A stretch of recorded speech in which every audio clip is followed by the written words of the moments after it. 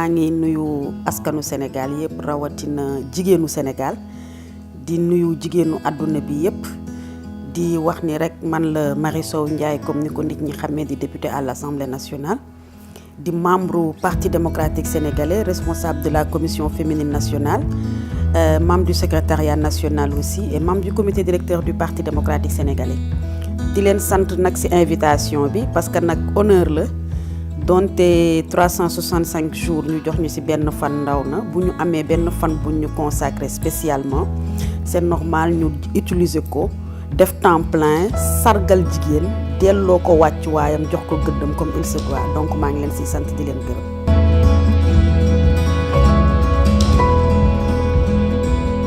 xam nga nag wax ci sa bopp dafay xaw a jafe Marie Sow jàppal ni benn xale bu jigéen la juddoo Pikine màggee Pikine foowee Pikine syndicat comme xale yu Pikine yëpp maanaam daal def naa yëfu xale biir Pikine te ba tey maa ngi ci yëfu xale yi tamit parce que nag doomu Pikine laa et je suis très fière d'être pikinoise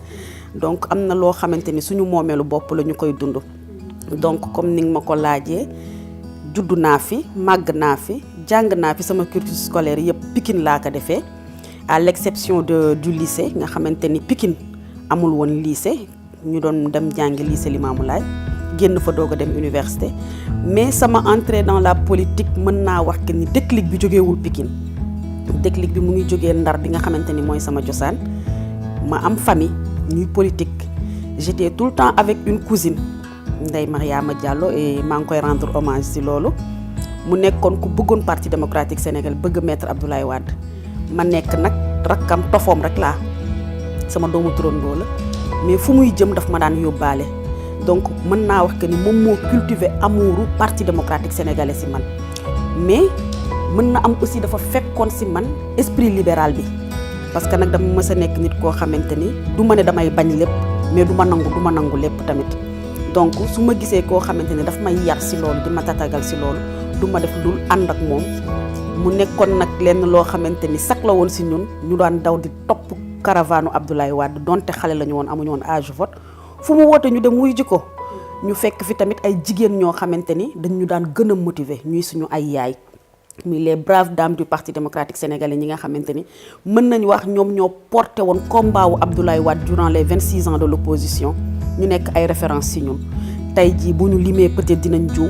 mais jàppal ni femme Parti démocratique sénégalais loo leen jox ci àdduna mérito nañ ko loo leen jox rek yayoo nañ ko parce que nag ñoo ko fi liggéey donc ñun ndaw tamit ñu ñëw dugg ci parti bi di ci jéem a bay suñu waar di jéem a roy suñu yaay yooyu donte politique changé na niñ ko daan defee ak niñ koy defee tey bokkatul mais lépp rek ñun ñu inscrire ci dynamique gu nekk militante Parti démocratique sénégalais nekk militante libéralisme mais nekk militante aussi le wadisme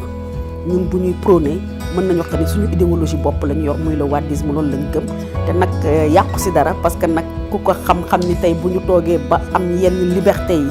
di fête 8 mars en grande partie c'est lui ndax tey moo jëmmal jigéen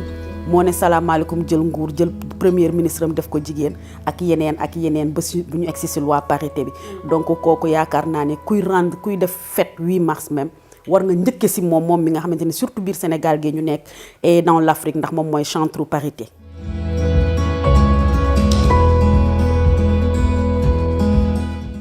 intégration jigéen ci politique nag fépp la du ci politique rek amul cadre booy dugg te jigéen amu fa blocage mais tey yaakaar naa ñun jigéen ñi war nañ gën a santaat yàlla ba nga xamante ni boo duggee pratiquement dans les sphères de décision actuellement jigéen ngay fekk ci bopp bi donc loolu rek war na wane que ni jigéen fañ ko doon sédd nekku fa fañ ko doon xaar nekku fa ndax lu mu bëgg mu dox lu mu bëgg mu baax ndax moom mooy base u lépp.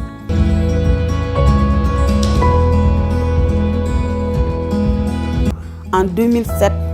mën naa wax que ni c'était une parenthèse dans ma vie politique. Je venais de me marier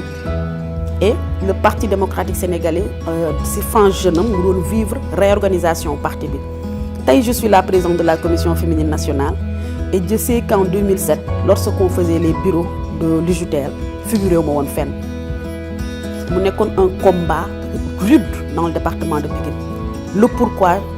du ma ci dugg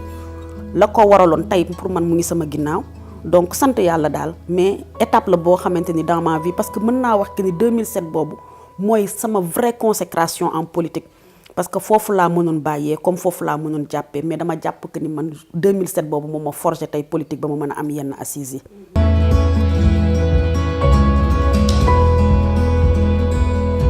lépp lu waay sonn ci terrain politique ngir sa askan parce que nag tey ñun bu ñu jógee di xeex yenn di porter yenn combat en tant que des femmes en tant que des jeunes defe naa porté wuñ ko pour ñun parce que nag bu dee jàng dem nañ jàngi bu dee liggéey tooguma ba nekk député doog a am salaire mais nag dañ koy sante yàlla parce que sur 14 millions d'habitants bu ñu tànnee nga doon ndaw doon jigéen nekk député du ñu def lu dul santee ko suñu borom santee ko suñuy waajur santee ko aussi population sénégalaise parce que nag du question dañ fi gën juddu du question dañ fi gën wala du question dañu liggéey même si parti bi ñu nekk loo xamante ni keneen liggéeyu ko fi mais yàlla moo bind juróomi baaraam yi tey yamalewu leen donc nañu jàpp que ni rek à chacun son tour chez le coiffeur te ñuy ñaan yàlla surtout les jeunes filles qui s'activent en politique su ma amee lu ma leen di exhorter mooy ñu gën a jàpp ñu gën a gëm seen bopp mais gëm sa bopp aussi dans une certaine mesure parce que gëm sa bopp taxul nga nit ki prétentieuse gëm sa bopp taxul aussi nga yaakaar ni egg nga foo yeggagul man de dama ne ndongo daara laa ba tey ji ci politique maa ngi continuer di jàng tey ñaan yàlla bis bu ma waree am diplôme politique ma am ko bis bu ma waree am consécration en politique ma am ko mais su ma koy amit donte dinaa bëgg mu nekk au niveau national mais bëgg naa mu njëkke fii ma dëkk muy le département de Pikine rawatina la commune de Pikine Est bi nga xamante ni tàyyi wu ñu sonn ñu découragé wuñ xam nañ ni aussi yoonu ndaw du gaaw te mën naa wax que ni tout le département de Pikine ñi bokk ak man parti ak ñu bokkul ak man parti parce que nag dañuy am lu ñuy faral di wax ñun pikinité la ñuy dund am na loo xam ne buñ fa eggee dañuy summi suñu casquette politique teg ko fële dund pikinité bi nga xamante ne moo ñu boole dans le département de Pikine dafa am particularité boppam il y a un seul parti ici et c'est la pikinité ce parti donc ñuy ñaan yàlla rek yàlla gën ñu forger gën a tàppe xol yi comme ni ko suñu sëriñ bu baax bi daan waxee gën a def dëggu si ñun gën a def pas-pas ak pasteef si ñun ba nga xamante ni lépp lu ñuy wuti dinañ ko mën a indi jëriñ si suñu askan jëriñ si suñuy njaboot parce que nag bu ñu nee njaboot tey du njaboot gu ñu sukk jural suñu bopp mais Sénégal yëpp tey benn bopp la duñ ko xar ñaar donc lépp lu ñuy wut rek nañu jàpp que ni dañ koy am dans la solidarité mais aussi dañ koy delloowaat dans la solidarité.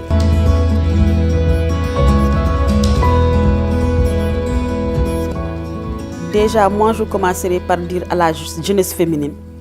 nañu bañ ñu ñuy utiliser surtout ci terrain politique bi ñu nekk parce que si loolu moo tax tey nga invité ma ñu bañ ñun jigéen ñi xale yi ñu ñuy utiliser comme des chairs à canon ñu bañ dañuy utiliser pour ñuy def le sale boulot maanaam responsable diw jote na ak responsable diw mënu ko atteindre man lay utiliser man xale bi pour ma daw dal ci kaw diw saaga ko wax ju ñaaw mais defe naa xale dañu tàmm dañu ko wax xale nen la mag bi doj la bu ñu dalee ci kawam ñun ñooy toj bu dalee suñu kaw ñun ñooy toj donc nañu gën a rafetalaat ànd bi te ñun jigéen ñi surtout xale yi ñu dem jàngi loo doonul taalibeem doo doon sëriñam bëgg nañ am benn ascension politique mais defe naa bu ñu demul former ji waat suñu bopp comme il se doit bañ a nangu aussi surtout tey feetu 8 mars bi ñu bañ a nangu ñun war nañ mën a jël ñun la jeunesse féminine nationale je veux dire je ne parle pas de politique ñun la jeunesse féminine nationale war nañ mën a jël fête 8 mars jox ko beneen gëdd jox ko beneen tournure futteeku sol suñu yére sensibiliser ji bërki Dembo Ndiaye dans le département de Pikine rey nañ fi xale muy lu metti département de Pikine vivre fi calvaire bu doy waar et je profite de l'occasion pour ñaan la justice sénégalaise ngir yàlla nañ ñu leeralal kaawu Fatoumata Makhtar Ndiaye nañ ñu leeralal kaawu Mariama la militante du Pastef là donc am na yoo xamante ni buy dal suñu kaw di nga dem ba booy wax des fois sa xol ngay waxee jigéen bu gorewul mënta def lenn mënta réussir lenn bu fekkente ni tey da ngay ñëw indil mu benn je ne parlerai pas de millions benn 500 000 francs pour jënd sama ngor dama ne fekkoo woon ngor si man donc nañu gore ndaxte nag man de du ma nangu sama papa ak sama yaay gën ma gore ñaari gor lañ man ma judd dama leen di ñetteel par force du ma nangu ñu gën ma gore si benn plan donc tey transhumance déjà rien que transhumance le mot ça fait mal au cœur dañ la considérer comme bétail nañ ko bañ nañ ko bañ te defe naa nag man mën naa nangu sax mag boo xamante ne dund na carrière politique am yëpp transhumé dans une certaine mesure bien évidemment mais xale ñu lay jënd pour ay miettes loo xamante ni yow am nga njàng mi am nga xam-xam boo amul jàng bi war nga ko mën a dem wuti ba liggéeyal sa bopp xaalis boobu noonu ngay nangu ñu lay jënd pour ay weccit dama ne da nga yàkkamti sa àdduna rek mais loolu nga dem ñu jox la ko yaa ko moomoon boo toogoon xaar da doon ala kulli àll da doon tegu sa loxo donc nañu gën a gore surtout nous la jeunesse féminine.